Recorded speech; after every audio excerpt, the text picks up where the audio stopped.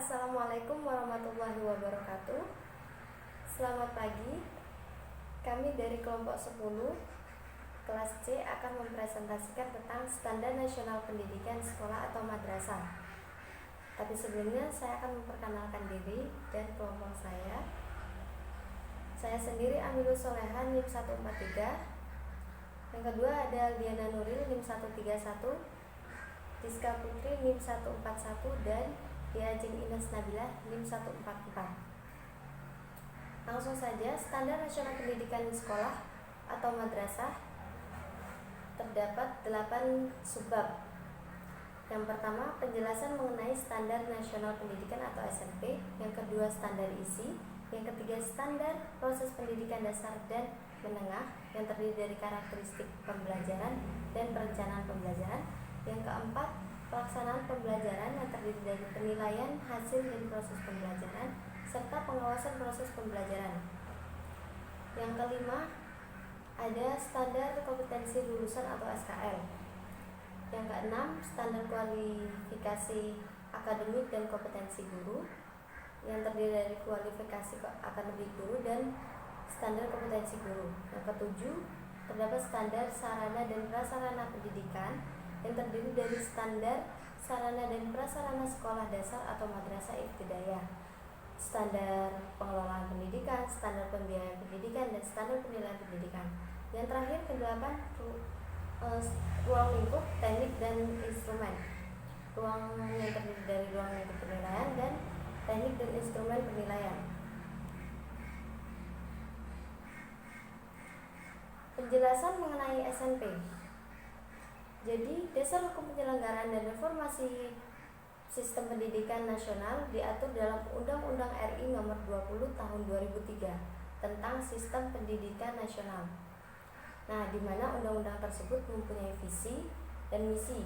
Visinya mewujudkan sistem pendidikan sebagai peranata sosial yang kuat dan berwibawa untuk memberdayakan warga Indonesia menjadi manusia yang berkualitas dan proaktif. Misinya yaitu mengupayakan perluasan dan pemerataan pendidikan bermutu bagi seluruh rakyat Indonesia, meningkatkan mutu pendidikan agar memiliki daya saing hingga tingkat internasional, meningkatkan relevansi pendidikan dengan kebutuhan masyarakat dan tantangan global, kemudian membantu mengembangkan potensi anak bangsa secara utuh, meningkatkan kesiapan, masukan, dan kualitas proses pendidikan untuk mengoptimalkan pembentukan moral, meningkatkan keprofesionalan dan akuntabilitas lembaga pendidikan sebagai pusat pemberdayaan ilmu pengetahuan yang bersifat nasional dan global, mendorong peran serta masyarakat dalam penyelenggaraan pendidikan. Selain itu, terdapat fungsi dan tujuan pendidikan serta strategi pembangunan pendidikan nasional. Terkait dengan visi dan misi pendidikan nasional tersebut, reformasi pendidikan meliputi 4 hal, yaitu 1. Penyelenggaraan pendidikan dinyatakan sebagai suatu proses pembudayaan dan pemberdayaan peserta didik yang berlangsung sepanjang hayat. Nah, prinsip ini menyebabkan adanya pergeseran paradigma dari paradigma pengajaran ke paradigma pembelajaran. Yang kedua, adanya perubahan pandangan tentang peran manusia dari paradigma manusia sebagai sumber daya pembangunan menjadi manusia sebagai subjek pembangunan secara utuh. Yang ketiga, adanya pandangan terhadap peserta didik yang terintegrasi dengan lingkungan sosial kulturalnya dan pada gilirannya akan menumbuhkan individu yang mandiri dan berbudaya. Yang keempat, diperlukan suatu acuan dasar atau benchmark oleh setiap penyelenggara dan satuan pendidikan dalam rangka mewujudkan visi dan misi pendidikan nasional tersebut. Nah, dalam hal ini, kriteria dan kriteria penyelenggaraan pendidikan dijadikan pedoman untuk mewujudkan pendidikan yang bernilai muatan yang seimbang dan holistik, proses pembelajaran yang demokratis, mendidik kreatif dan dialogis, hasil pendidikan yang bermutu dan terukur, tersedianya sarana dan prasarana yang memadai, berkembangnya pengelolaan pendidikan yang memberdayakan satuan pendidikan dan terlaksananya evaluasi, akreditasi, serta sertifikasi yang berorientasi peningkatan mutu pendidikan secara berkelanjutan. Nah, acuan dasar tersebut merupakan standar nasional pendidikan yang dimaksudkan untuk memacu pengelola, penyelenggara, dan satuan pendidikan agar meningkatkan kinerjanya.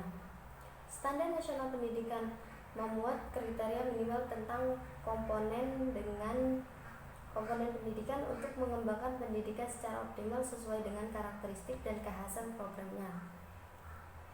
Standar Nasional Pendidikan atau SNP diatur dalam Peraturan Pemerintah Nomor 19 Tahun 2005 tentang SNP.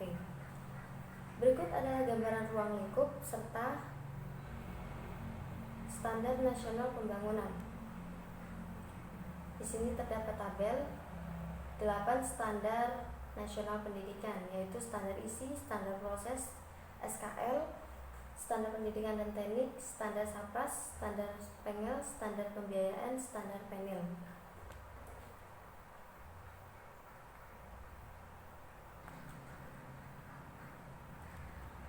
Nah, standar isi pendidikan nasional pada kurikulum 2006 atau KTSP diatur dalam Peraturan Menteri Pendidikan Nasional Nomor 22 Tahun 2006 tanggal 23 Mei tahun 2006.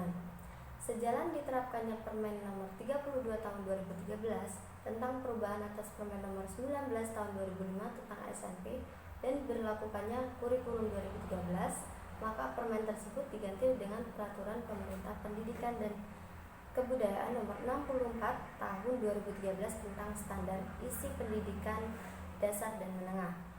Standar isi adalah ruang lingkup materi dan tingkat kompetensi yang dituangkan dalam kriteria tentang kompetensi tamatan, bahan kajian, mata pelajaran, silabus pembelajaran yang harus dipenuhi oleh peserta didik pada jenjang dan jenis pendidikan tertentu. Terdapat dalam lampiran Permendikbud Nomor 64 Tahun 2013 dijelaskan bahwa dalam upaya mewujudkan tujuan pendidikan nasional ditetapkan standar kompetensi lulusan yang merupakan kriteria mengenai kualifikasi kemampuan lulusan yang mencakup sikap atau attitude, pengetahuan knowledge, dan keterampilan atau skill.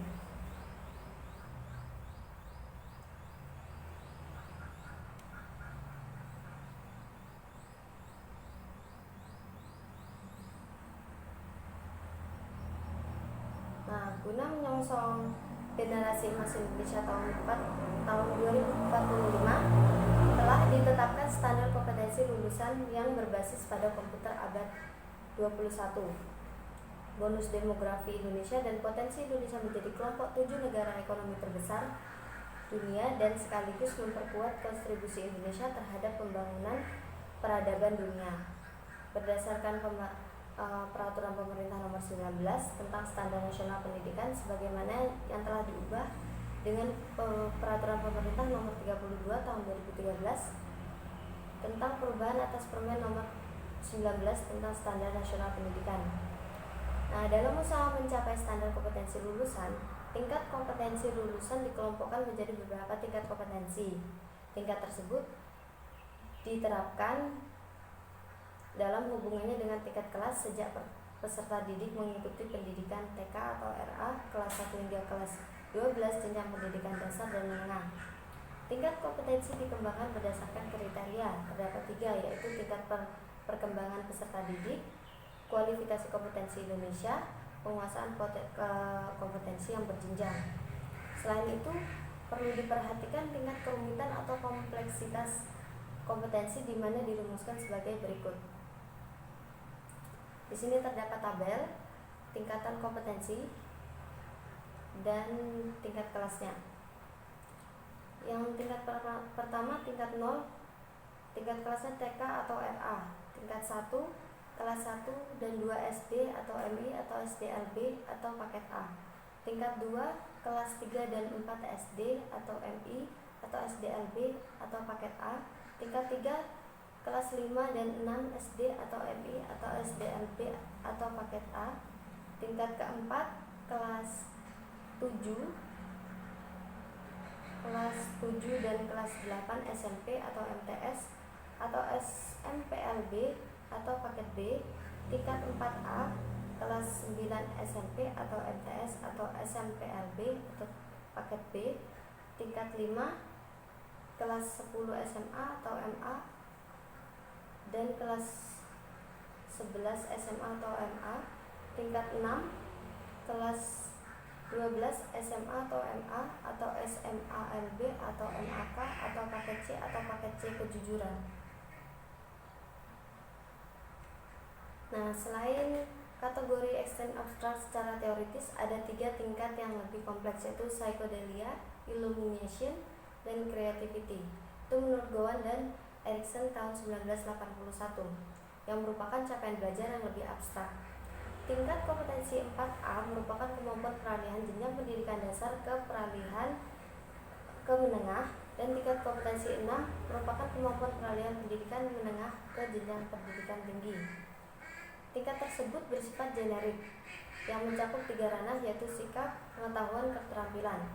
Ranah sikap dipilah menjadi sikap spiritual dan sosial, sehingga kompetensi yang bersifat generik tersebut terdiri atas 4 dimensi.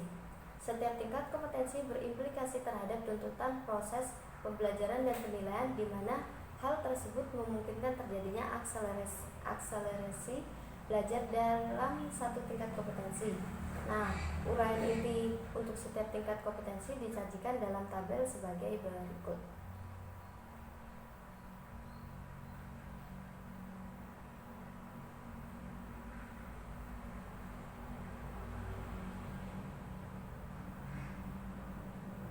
Di sini ada tingkat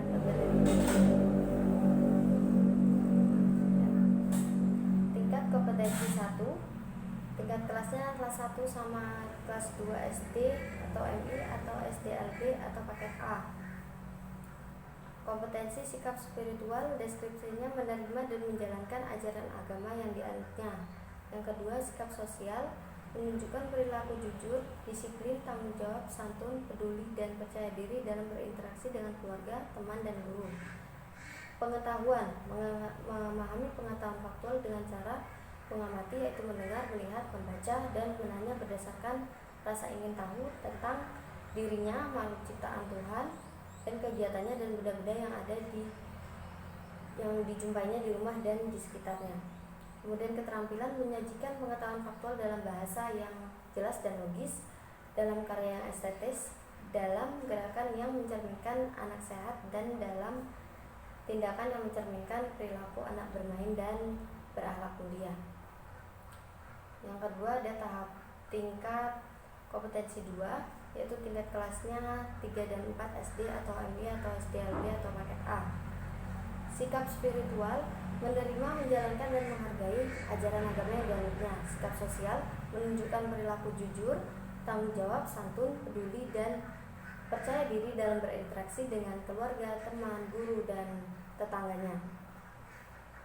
Kompetensi pengetahuan, memahami pengetahuan faktual dengan cara mengamati dan menanya berdasarkan rasa ingin tahu tentang dirinya, makhluk ciptaan Tuhan dan kegiatannya, dan benda-benda yang dijumpainya di rumah, di sekolah, dan tempat bermain.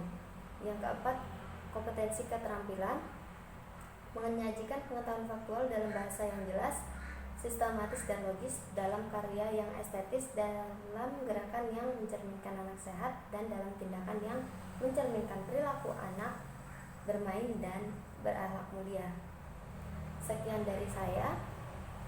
Selanjutnya akan dilanjutkan oleh teman saya. Terima kasih.